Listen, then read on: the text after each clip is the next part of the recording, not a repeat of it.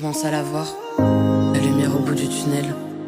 Je commence enfin, depuis le tout début de cette vie, à vouloir construire quelque chose, à vouloir avancer, même quand ça fait mal, même quand tout paraît noir.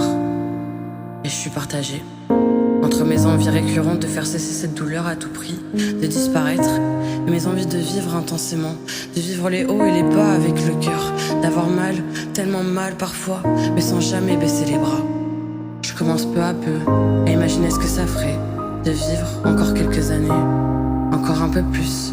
Alors voilà que maintenant je me laisse le temps de découvrir en moi l'enfant, rempli de rêves et d'espoir se cachant depuis ce qui m'a paru des siècles. Je voudrais déposer des milliers d'excuses sous les portes des personnes que j'ai tant blessées. Je voudrais y parsemer des baisers qui ne seraient là que pour témoigner de tout l'amour que j'ai à leur donner. J'ai tant de fois crié de peine et partagé ma haine sans prendre en compte qu'il n'y avait pas que moi qui souffrais.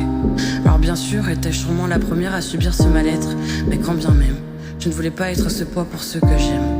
Mais maintenant, je vous l'exprime par une ou quelques rimes que j'ai envie de m'en sortir.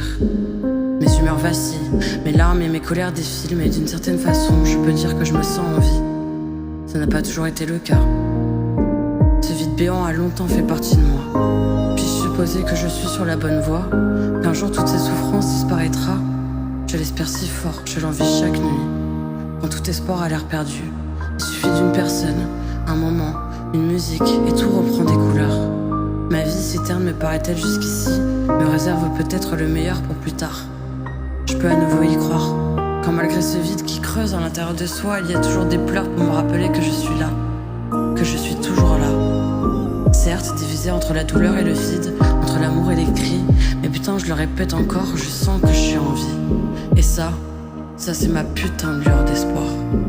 Je me suis souvent sentie morte, comme si je n'avais plus rien à donner, comme si j'étais entièrement consumée, qu'il n'y avait plus rien à sauver.